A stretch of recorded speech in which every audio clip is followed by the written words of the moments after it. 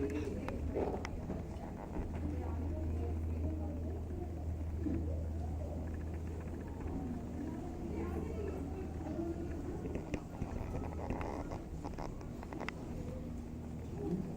very much for that. It was wonderful.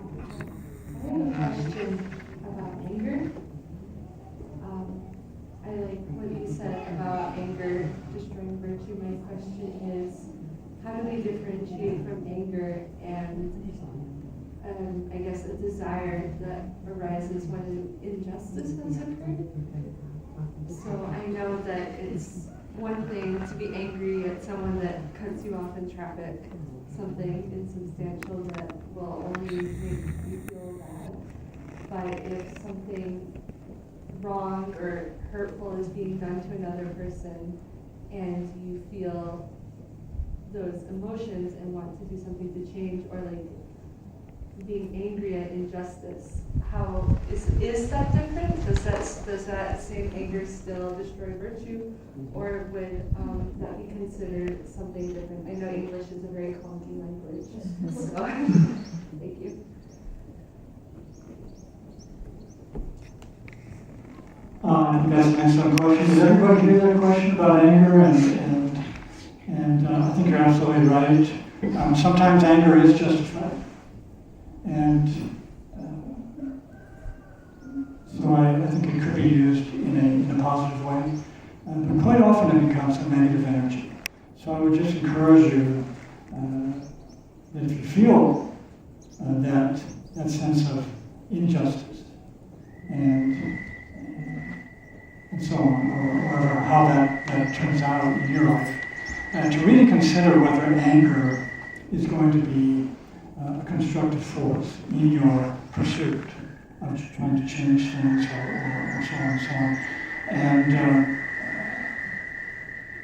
I would encourage you to think that even if that emotion arises, which it does, listen, everybody gets angry.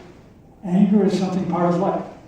And the thing is, once it arises, are we able to let go of it, or is it going to control us? And you're right to say, if someone cuts us off in traffic, usually anger is directed at the other person. I'm right, and that other person's wrong.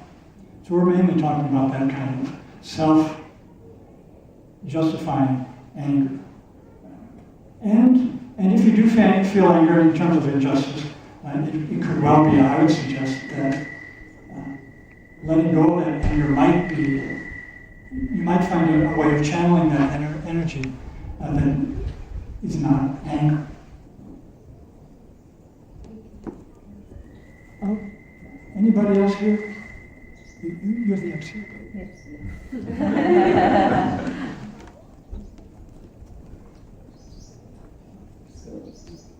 I understand that desire, having desire is bad in that sense that you occupy your mind all the time. But like to bring about any change, you need to have aspiration, and many times we can mix the two. How to differentiate between the two? Right.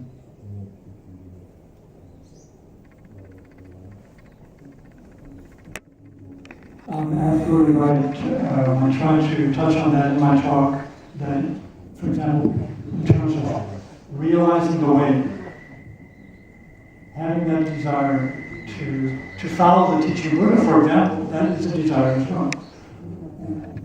So desire of itself is neither good nor bad. It's, as I tried to say, it's whether we're used by that desire, or whether we can use it in a constructive way.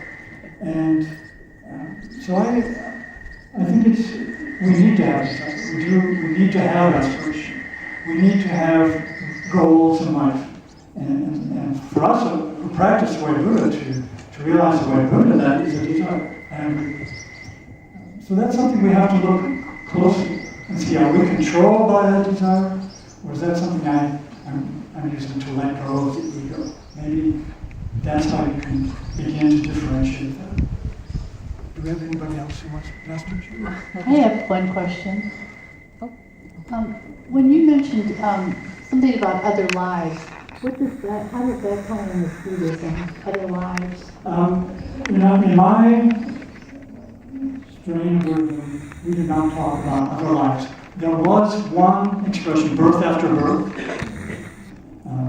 In our school, we would think of that as moment by moment. We do not believe in rebirth as commonly thought, like in Hinduism, except something that's happening moment by moment.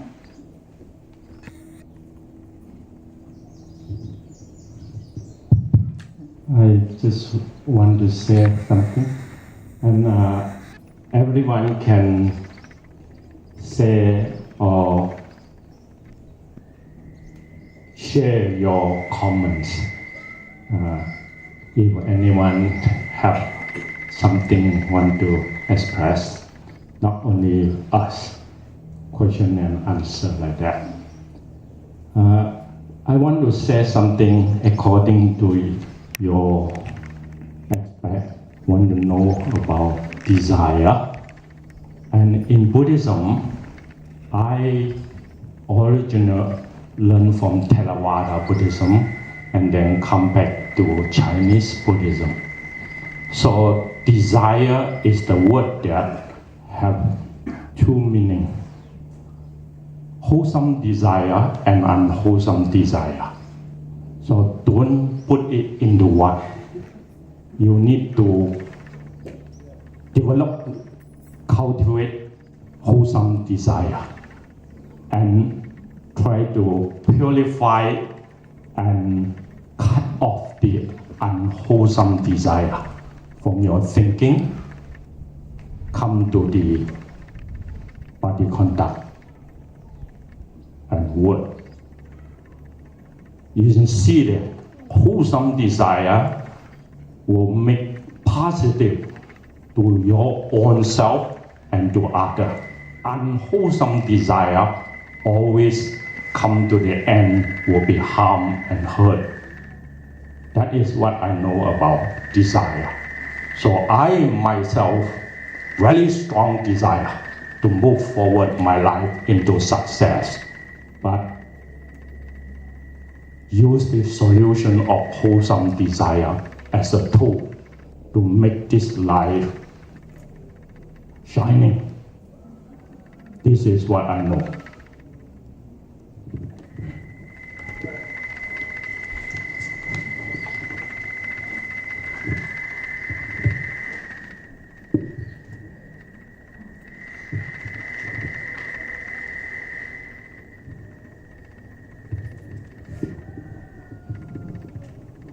One of the points in that talk was about the solitude, being alone.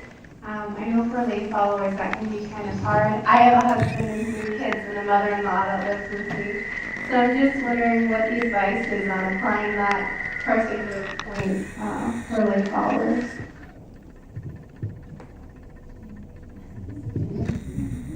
Do any of my fellow colleagues have? Okay. This is a difficult one. I was thinking the same thing when I was reading that. Not everybody can live at Maba. We have a beautiful, quiet place here. I'm sure you could come and live here if you agree to follow the rules and so on. But I suppose if I were to say one thing, it would be to be clear about what's most important in my life. And even that is not necessarily an easy thing to do, but if we're, one of those awakenings was samadhi, right? To be focused on what we're doing. You could say being mindful. That if we are able to be mindful, if we're able to move in that direction, where we can do more or less, I'm just saying more or less, to concentrate on one thing at a time. Whether it's your kids, or your pets, or your husband, or your work, and all of those other things that we have to do, that would be a way of living quietly.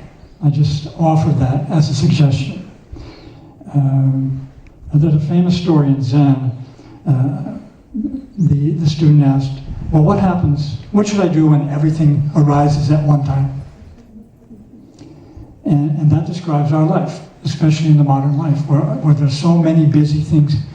Your cell phone's ringing, you've got to do your kids and this and that. And he said, blue is not yellow.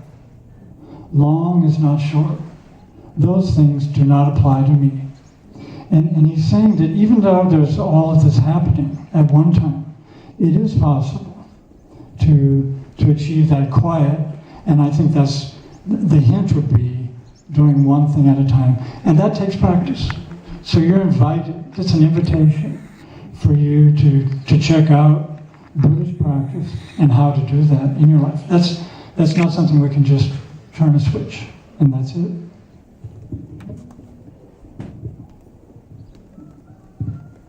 More questions? Okay. Thank you. You have talked about all the truths that the Buddha desires. And would that be considered one of the steps to cultivate, to educate the ego, the ego? And if that's not it, could you give some bullet points on how to educate the ego? Okay, I try my best. Kusala Dhamma, Akusala Dhamma, that is two Pali terms talk about wholesome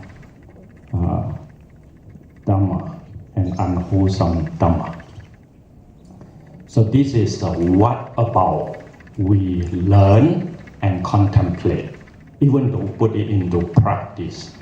So learn is try to get more information in order you not shortcut in what you know. And then contemplation means you always think about that to be the guideline for your own mind and body. Then the third one is need to be more firm and steady in your mindset. So how to form into your mindset? Skillful means nowadays I don't ask you to be handyman, but at least you need to be improve your skill of living, skill of earn living, in order you can reduce the stress into some unwholesome, movement to make things solve the problem. See, so wholesome not only meant by the truth and practice, but skillful means of earn the support of living is very, very important. I see in the Theravada when I become monks in the past. But skillful means in the Mahayana side, it become more upgrading. Very important this. If not that, if you want to say, I am generosity, I can keep giving, I can, dedicate something, it become words. It not become hands. So words and hands need to come together, make better living. Always think about this before you talk about other unwholesome need to be purified. So once people can have wholesome, skillful means, come to more handy side, his mind should turn it into more practical. That's what I know. So Negative side, I can purify something like that. But positive side, I need to build up, cultivate something. This become more practical to me. So once people build up something or cultivate something or earn something he not be done yet, right now he's skillful, can be use it as a tool to make better living or to help others. So the negative side will be in the same time reducing active. You don't need that. Like me, as what the Venerable said, Maba is a good place. You know, I take 24 years. Use the Chinese hardworking hand from my grandpa. All the skill I learned it here, not bring from Asia. Welding, woodwork, foundation, cement work, even though driving tractor, driving bobcat, rain, portable,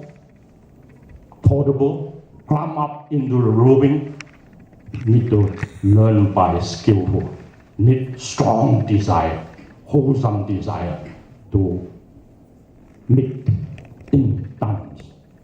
Even though now, last night I still work until 8:30 p.m. because of this event. Firm in the mind and always thinking about the truth, need to connect it to the life.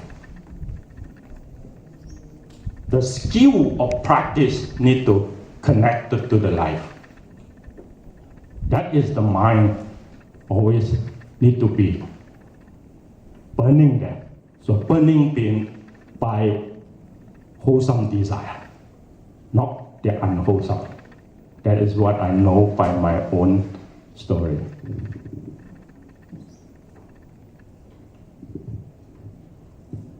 If you've never seen a monk drive a bobcat, it's really something. Stays with you forever. Other question? Oh, here, okay. My question is not directly related to the talk, but it's more like the 5 precepts, one of the 5 precepts, which is the main dogma of the Buddhist practices. So the first one of the 5 precepts is being abstained from any kind of killing. But in medical practices, we need to test some kind of new drug, and then we inject it in animal models, kill those animals. So what would be your solution in this case? Still I'm practicing those 5 precepts while I'm practicing my medical examinations. I'd like to give Venerable J. Huang a chance to question book 1 Wow, okay. I know that for the medical, and I think this is an issue about ethics. So it's about ethics.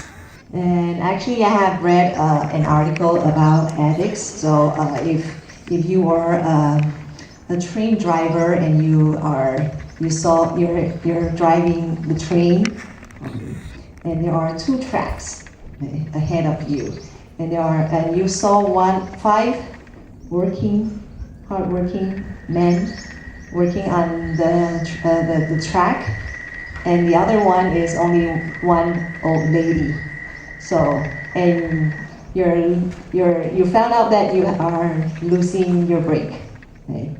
You can't brake your train, and so which track are you heading to? Okay.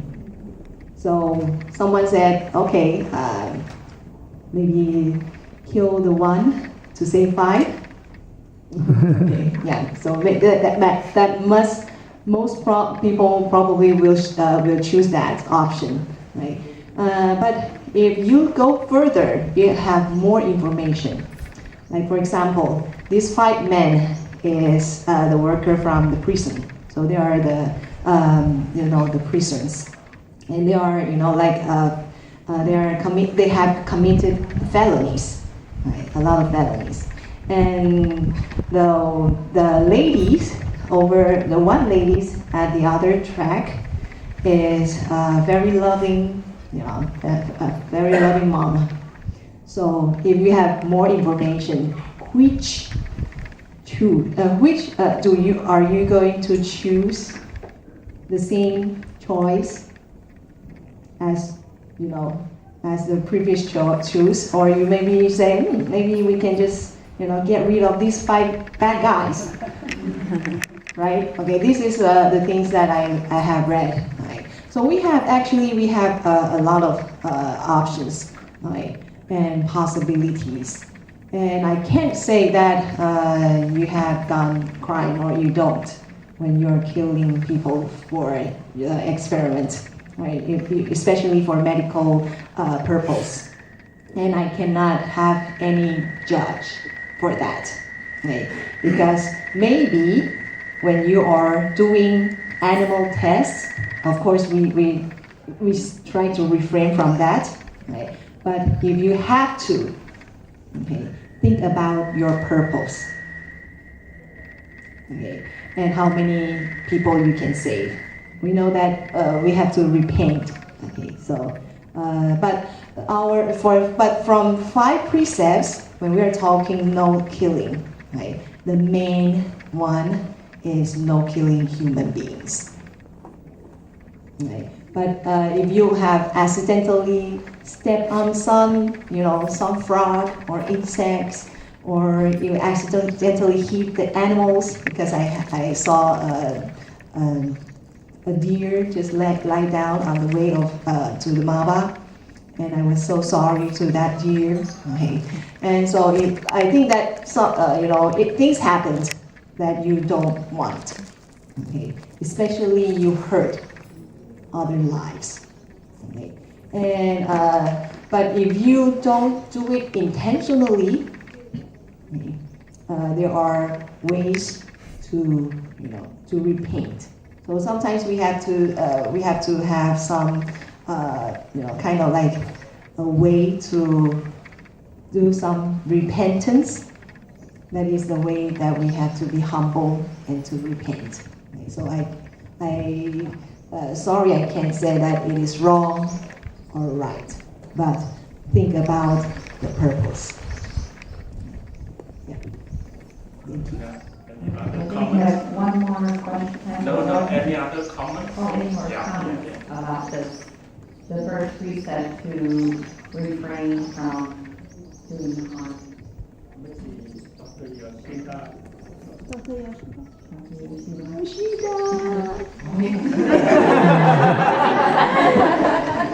I didn't get the question quite well. It was about the first precept to refrain from doing harm in health medical experiments for medical research. Animals. Yeah.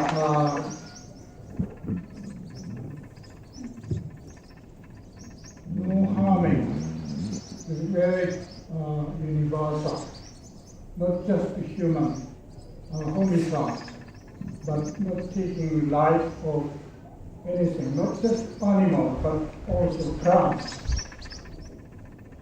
not to grade or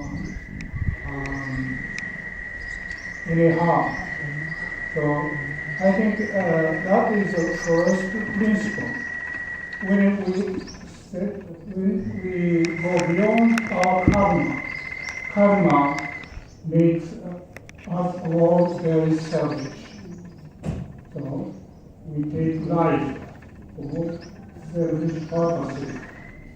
I think medical use or whatever, I think we should find better solutions. I think Western tradition largely or deeply depend on medical treatment. But like Chinese way to approach wholesome, healthy, harmonious way is to find out more preventive way. So, not just treatment of the symptoms, but we need to find how we can become harmonious, healthy, and happy. So,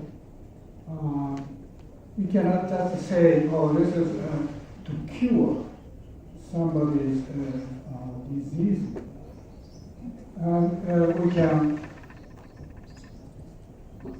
sacrifice other animals. That's not good, I think. One more question, I think, that you have your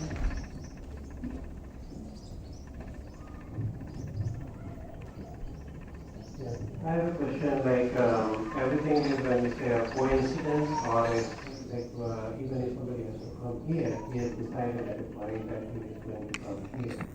At the point when you decide, it's all every action that when we think that starts with a thought, and then when you come, the thoughts become the actions and then becomes the habits.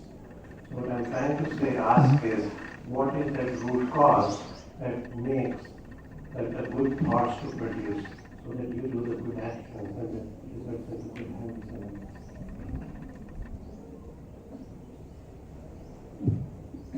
Am I going to answer also? Because the mic is with me. Okay. So let me get it straight about your question. So you think you said your question is that what is the process or what is? It's a two-way. One is like just that moment of time, because like it has that side idea that yellow and blue cannot be that, or the short and long cannot be it. You always have things popping up. You need to just select one.